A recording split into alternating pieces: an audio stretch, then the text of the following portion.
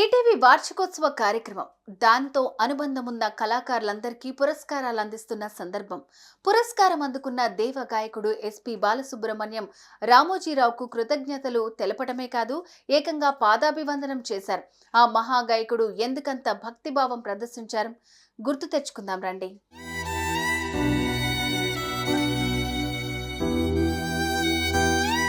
రామోజీరావు ఓ journalist కావచ్చు, రామోజీరావు ఓ business magnate కావచ్చు, రామోజీరావు సమాజం గురించి నిరంతరం ఆలోచించే ఓ సోషలిస్ట్ కావచ్చు. వీటన్నిటికీ మించి రామోజీరావు ఓ ఆర్టిస్ట్. పాటలంటే ఆయనకు ప్రాణం, వినోదం అంటే ఆయనకు ఎంతో ఇష్టం. అందుకే ఆయన ఈటీవీ లాంటి వినోద రంగం వైపు పూర్తి స్థాయి దృష్టి సారించారు. పాడుతా తీయగా లాంటి అద్భుతమైన కార్యక్రమాలకు ప్రాణ ప్రతిష్ఠ చేశారు. తెలుగు నేలలో సంగీత జ్ఞానం ఉన్న యువతీ యువకులను గుర్తించి వారికి కాస్తంత శిక్షణ ఇచ్చి వారి గాన ప్రావీణ్యాన్ని 10 మందికి పంచాలన్న సమున్నత ఉద్దేశంతో రూపుదిద్దుకోబోతున్న ఆ కార్యక్రమాన్ని నడిపించాలి అంటే అది ఒక ఎస్పి బాలసుబ్రహ్మణ్యానికి మాత్రమే సాధ్యమని రామోజీ భావించారు. అయితే ఎస్పి బాలసుబ్రహ్మణ్యం ఎంతో బిజీగా ఉన్న సమయం అది.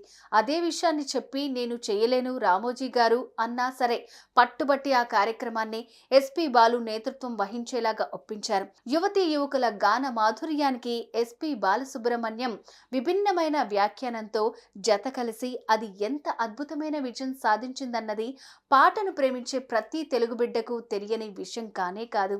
ఆ క్రమంలోనే తన పేరు ఎస్పి బాలు కాదు, పీటీ అంటే పాడుతా తీయగా బాలు అయ్యిందంటూ ఆ వేదిక మీద ఆ దేవ గాయకుడు చెప్పిన మాటలు అక్షర సత్యాలయ్యాయి.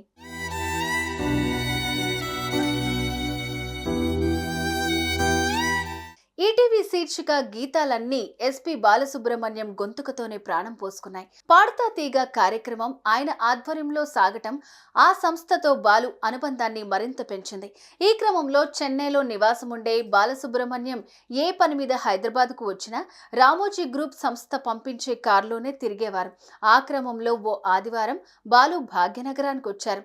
ఎక్కడ పొరపాటు జరిగిందో కారు అక్కడికి చేరుకోలేదు. ఈ విషయాన్ని చెప్పేందుకు బాలు చేసిన ఫోన్ను ఏకంగా రామోజీరావే ఎత్తేశారు.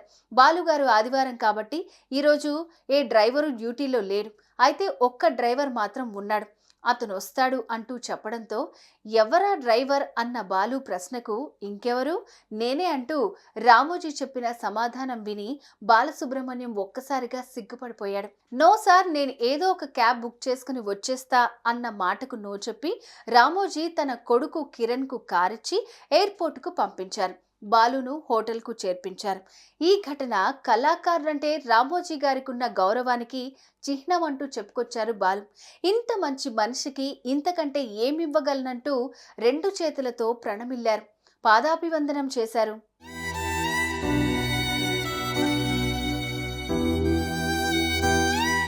ఇది ఓ టీవీ సంస్థ యజమానికి పారితోషికం తీసుకుని సేవలందించే ఓ గాయకుడికి మధ్య జరిగిన ఘట్టం కాదు. వేలాది మంది సాక్షిగా ఓ కళాకారుడికి, ఓ కళాభిమానికి మధ్య ఆవిష్కృతమైన అద్భుత దృశ్య కావ్యం.